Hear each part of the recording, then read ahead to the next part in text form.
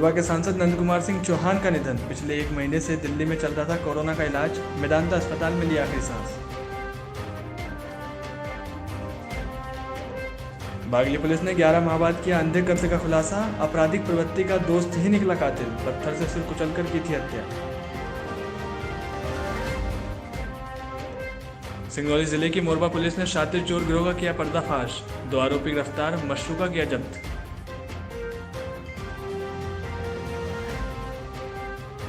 विदिशा में धनिया की फसल हुई बर्बाद। फसल को लेकर जनसुनवाई में पहुंचे किसान। नुकसान का मांगा मुआवजा।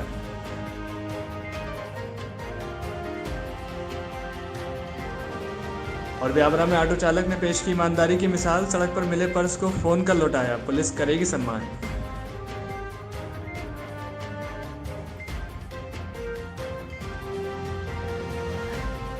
बागली थाना अंतर्गत ग्राम छतरपुरा में किसान के खेत पर हुए अंधे कत्ल का थाना प्रभारी की सक्रियता के चलते 11 माह बाद खुलासा हुआ है, जहां मृतक की पत्थर से सिर कुचलकर उसकी हत्या की गई थी, जिसको लेकर बागली पुलिस द्वारा अज्ञात आरोपी के विरुद्ध हत्या का प्रकरण दर्ज कर विवेचना की जा रही थी।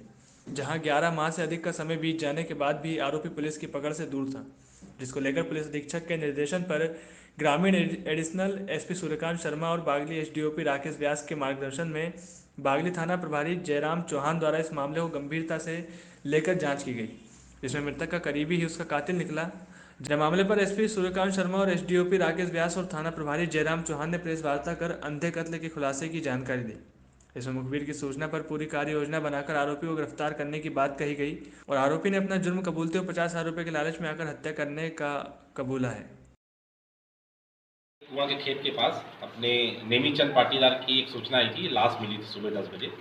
तो इसको जब मर्डर दर्ज करके जब इसकी विवेचना शुरू की गई, मुखबिरों से जानकारी ली गई, तो इसका जो दोस्त था संतोष नायक, बंजारा समाज का, नीम गोया गांव का, तो उसने जब उससे पूरे हमने तकनीकी आधार पे और सब साक्ष्य जुटा के बात वो की, तो उसने कबूल किया था कि उसके पास जो पैसे थे मृतक के पास 52,000 रुपये कुछ उसके गेहूँ और से रखे थे, घर वालों ने बताया था। तो उससे वो पैसे से 40,000 रुपये में मई माह में मोटरसाइकिल खरीदा था। तो इससे ये पूरा प्रकरण खुला और इसने हत्या करना स्वीकार किया, पत्थर पटक के हत्या की थी।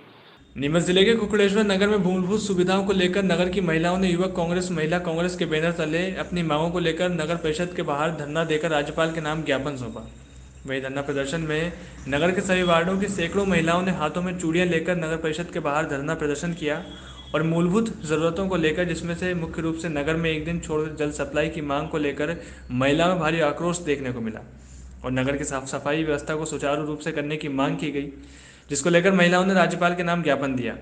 वहीं इस अवसर पर प्रदेश सदस्य व मनासा विधानसभा क्षेत्र के वरिष्ठ कांग्रेस नेता मंगेश संघई ने नगर परिषद की कार्यप्रणाली को लेकर 13 साल की भाजपा परिषद को जमकर घेरा, जिसमें पेयजल, सौंदर्यीकरण और सीसी रोड निर्माण आदि मूलभूत सुविधाएं न होने पर भाजपा की परिषद को जिम्मेदार ठहराया।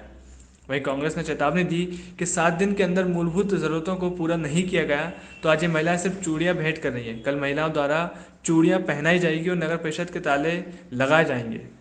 वहीं यूथ कांग्रेस नेता भानु प्रताप सिंह और दिलीप रोंदवाल ने नगर परिषद और नगर की समस्याओं को जल्द हल करने की मांग की है, जिस पर मुख्य नगरपालिका अधिकारी ने सभी प्रदर्शनकारियों की मांगों को पूरा करने हेतु आश्वस्त किया।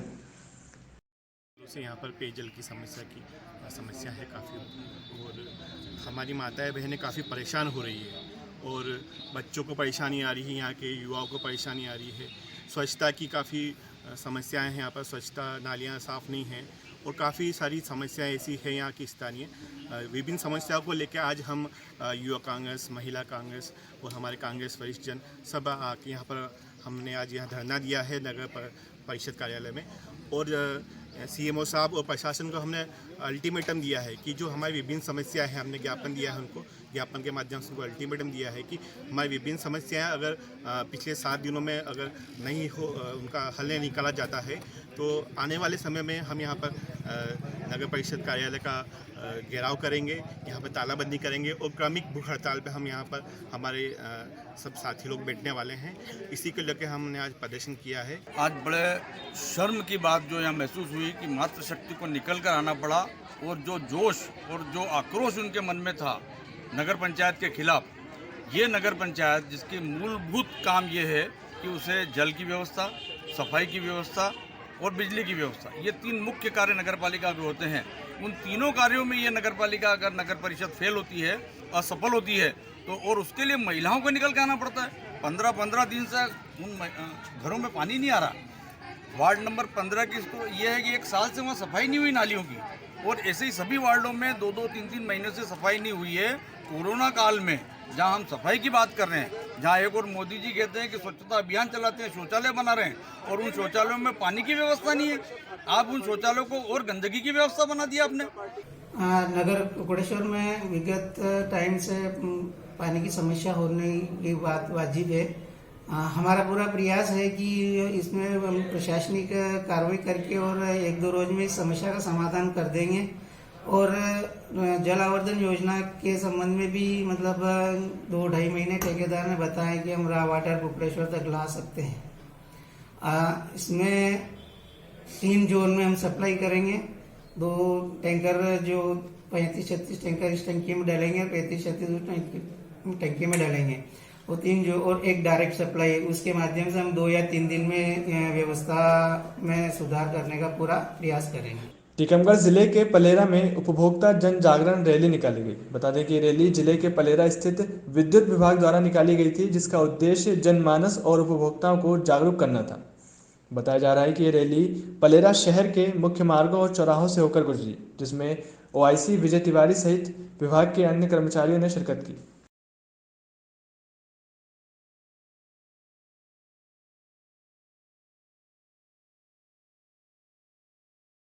आज परेला के 15 वार्ड में जन अभियान के तहत जो रैली निकाली गई है, उसका उद्देश्य है लोगों के बीच में, आम उपभोक्ताओं के बीच में विद्युत व्यवस्थाओं के बारे में जानकारी देना है और विद्युत बिलों को समय पर जमा करें, विद्युत लाइनों से छेड़छाड़ ना करें, विद्युत लाइन के रखरखाव पर वो ध्यान दें। थोड़ा सा पास में जो आज फसल भी आने वाली रबी सीजन की खलिहानों के पास लोग ना रखें। उस सुरक्षा की दृष्टि से, जागरूकता की दृष्टि से कि विद्युत की बचत करना है, अनावश्यक बिजली का उपयोग नहीं करना है, बिजली के बिलों का समय पर भुगतान करना है।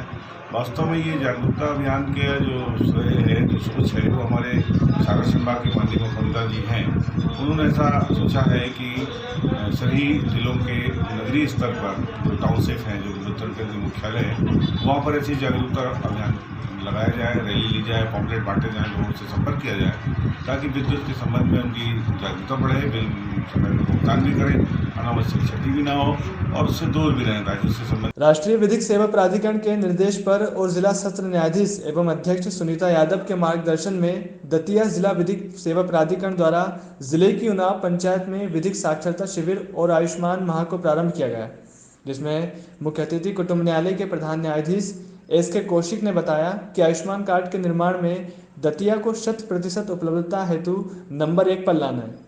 कोई भी व्यक्ति आयुष्मान कार्ड से वंचित ना रहे। हर व्यक्ति को आयुष्मान कार्ड का लाभ मिलना चाहिए, जिससे गरीब और कमजोर व्यक्ति को मुफ्त में आयुष्मान भारत योजना के अंतर्गत लाभ मिल सके। वहीं सचिव दिनेश कुमार खटीक ने बताया कि 1 मार्च से 31 मार्च 2021 तक राज्य शासन द्वारा जिला और समस्त तहसील स्तर पर यह आयोजन किया जा रहा है, जिसमें न्यायाधीश द्वारा मुख्य आयुष्मान कार्डों का वितरण किया गया।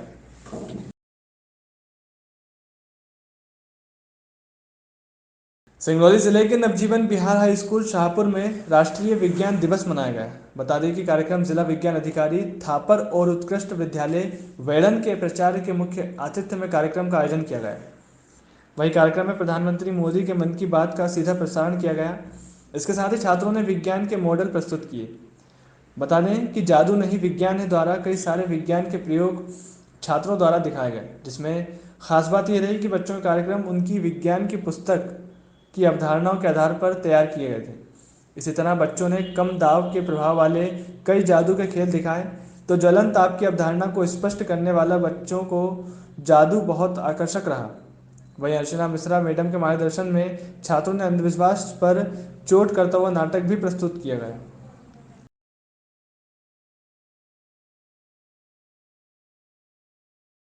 राष्ट्रीय विज्ञान दिवस मनाया गया। कार्यक्रम के मुख्य अतिथि थे उत्कृष्ट विद्यालय वेड़न की प्राचार्य महोदया और जिला विज्ञान अधिकारी श्रीमती थापर मैडम रहीं। बच्चों ने कार्यक्रम में बड़े उत्साह से भाग लिया। बच्चों ने विज्ञान के तरह तरह के करतब दिखाए, अंधविश्वास पर चोट करता हुआ नाटक प्रस्तुत किया, विज्ञान गीत प्रस्तुत किए और बड़ी संख्या में आसपास के लोग, बच्चों के माता पिता शामिल हुए। बच्चों ने अपने विज्ञान के मॉडल प्रस्तुत किए। विज्ञान के खेल में अतिथियों ने और खास करके मुख्य अतिथि जिला विज्ञान अधिकारी ने बड़े उत्साह से भाग लिया। बच्चे अपने अतिथियों आगंतुकों को अपना खेल दिखा करके बहुत प्रसन्न हुए। इंदौर में रघुवंशी समाज द्वारा युवक युवती परिचय सम्मेलन का आयोजन किया जा रहा है। इस आयोजित कार्यक्रम में अशोकनगर जिले से पहुंची नन्ही सी बच्ची सिद्धि रघुवंशी ने अपनी कविताओं से समा बांधा। जब उस नन्ही बच्ची ने मंच से उसने अपनी मार्मिक कविता सुनाई तो पूरे पंडाल में तालियों की गड़गड़ाहट सुनाई देने लगी। जहां सिद्धि ने संवाद न्यूज से चर्चा करते हुए कहा कि उसका लक्ष्य कलेक्टर बनना है। वहीं सिद्धि रघुवंशी से खास बातचीत की संवाद न्यूज के विदिशा ब्यूरो चीफ विजय रघुवंशी ने। समय इंदौर में है और यहाँ पर रघुवंशी समाज का युवक युवती परिचय सम्मेलन चल रहा है, जिसमें ये नन्ही सी बच्ची 9 साल की बच्ची ने वहाँ पर एक जोरदार कविता का पाठ किया, जिस पर यहाँ के जो रघुवंशी समाज के लोग जो दूर से आए, पूरे मध्य प्रदेश से आए हैं, उन्होंने उनकी तालियां नहीं रुक पाई। हम सिद्धि जानना चाहेंगे उसने ये कहाँ से सीखा और उस किस प्रकार से उसकी इसके लिए प्रैक्टिस करती है। मैं जब 5 साल की थी तब से मेरे को पूरे स्टेट से आते और उत्तराखंड से आते और तो वहाँ से वो शुरू हुआ और फिर यहाँ पे तक आ गया।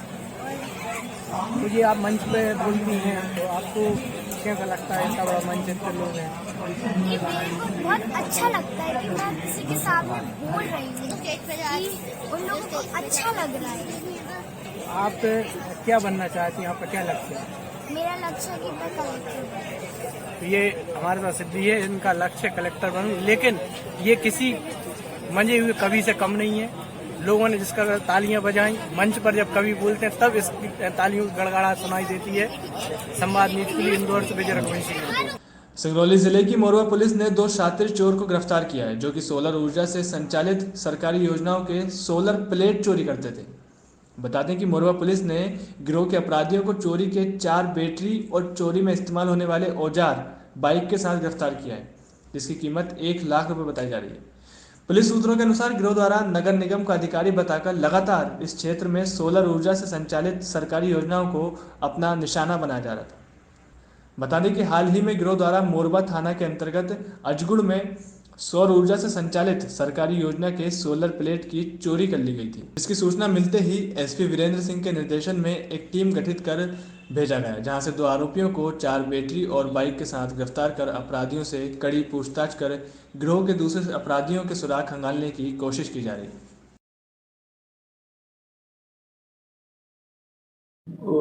अजगुड़ गांव से सूचना मिली थी कि बैटरी चोरों को 2 लोगों को पकड़े हैं, बैटरी चुरा के लेकर भागते हुए। तो प्रकरण पूरा ये है कि रामलाल सिंगोड़ अजगुड़ के हैं। ये घर से कहीं काम करने चले गए थे, घर में छोटे छोटे बच्चे थे। 2 लड़के गए, एक करैला का है राहुल पाल और एक दिनेश प्रजापति करैला का है और राहुल पाल वहाँ का बरवानी का। ये मोटरसाइकिल में गए और बोले कि हम नगर निगम के अधिकारी हैं, जो तुम्हारे यहाँ एनसीएल से वो लगाया गया है बैटरी, इसको हटा के इस जगह पर कूलर और लगाया जाएगा पंखा। वो चुरा के ले जा रहे थे। जब घर वाले लौट के आए अपने घर, बच्चे बताए तो पीछा किए तो वहीं मौके पर मिल गए। इसी तरह से एक दिन पहले भी 4 बैटरी इन्होंने चुरा कर ले आया था। मध्य प्रदेश के विदिशा में आयोजित जनसुनवाई के दौरान जिले के लटेरी क्षेत्र से करीब 1 दर्जन किसान अपने धनिया की बर्बाद हुई फसल को लेकर जिला पंचायत कार्यालय पहुंचे, जहां उन्होंने अधिकारियों को लिखित ज्ञापन देते हुए बर्बाद हुई फसल का मुआवजा मांगा। किसानों का कहना है कि इस बार उन्होंने धनिया ज़्यादा बोया था और उसी से आय की उम्मीद थी, लेकिन मौसम की विपरीत परिस्थिति के चलते उनकी फसल बर्बाद हो गई, जिसके चलते किसान अब मुआवजे की मांग कर रहे हैं।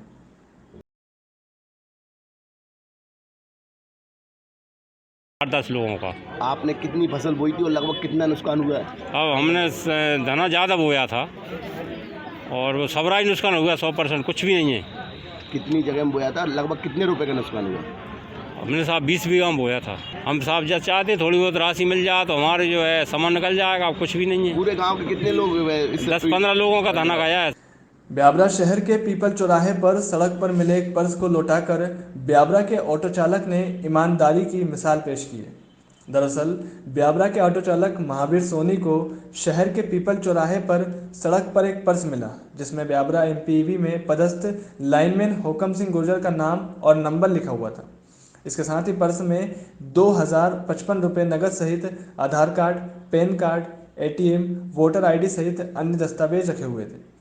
ऑटो चालक महावीर सोनी ने डायरी में लिखे नंबर के आधार पर लाइनमैन को थाना प्रभारी राजपाल सिंह राठौर, एसआई जगदीश गोयल की मौजूदगी में लौटाकर ईमानदारी की मिसाल पेश की है। मामले की सूचना जिला पुलिस कप्तान को लगते ही उन्होंने ऑटो चालक की ईमानदारी पर उनकी सराहना की और राजगढ़ पुलिस की ओर से उन्हें मैं भी असली हीरो सम्मान से सम्मानित भी किया जाएगा। टीकमगढ़ के जतारा तहसील के अंतर्गत ग्राम मऊ की बुजुर्ग महिला ममता नामदेव नाम की महिला को कोविड वैक्सीन का टीका लगवाना महंगा पड़ गया, जहां वैक्सीन लगवाने के बाद महिला की आंखों की रोशनी चली गई। दरअसल ममता नामदेव आंगनबाड़ी सहायिका के पद पर पदस्थ हैं। इन्होंने दिनांक 25 जनवरी को कोरोना का टीका लगवाया था, जिससे महिला को लगभग 10 दिन बुखार चढ़ा रहा, जिसके चलते महिला की आंख की रोशनी धीरे धीरे कम हो गई, जिससे महिला को स्पष्ट दिखाई देना अब बंद हो गया है।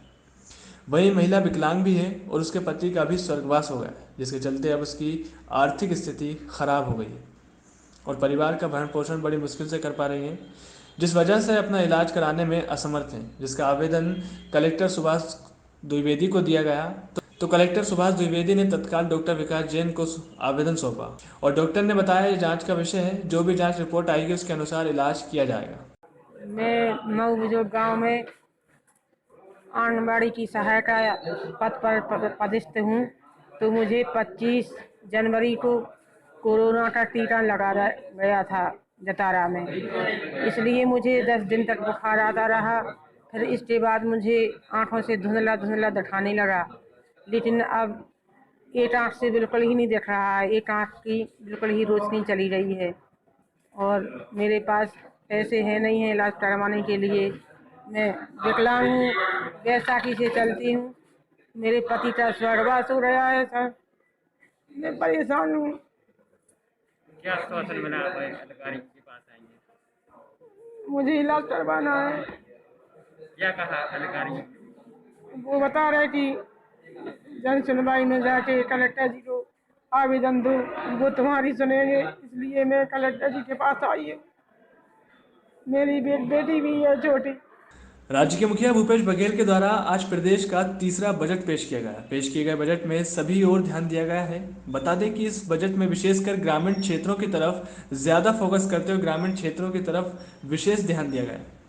वहीं इस बजट में किसान सहित स्वच्छ भारत अभियान के तहत काम कर रहे स्वच्छता दीदियों के मानदेय को 5,000 से 6,000 बढ़ा दिया गया है, जिसको लेकर स्वच्छता दीदियों में काफ़ी हर्ष व्याप्त है। वहीं स्वच्छता दीदियों की मानदेय में वृद्धि की घोषणा के बाद जिला कांग्रेस कमेटी के जिला अध्यक्ष सागर सिंह बेस के द्वारा नगर पंचायत लोरमी पहुंचकर प्रांगण में स्वच्छता दीदियों को मिठाई खिलाकर उन्हें सम्मानित करते हुए बधाई दी गई और कहा कि विपक्ष के सारे शंकाओं को दूर करते हुए हमारे प्रदेश के मुखिया ने बहुत ही अच्छा बजट प्रस्तुत किया है, जिसमें हमारी दीदियों का मानदेय 1,000 की वृद्धि की गई है। साथ ही वर्षों से लंबित मांग पत्रकार साथियों का दुर्घटना बीमा 2 लाख से बढ़ाकर 5 लाख किया गया है।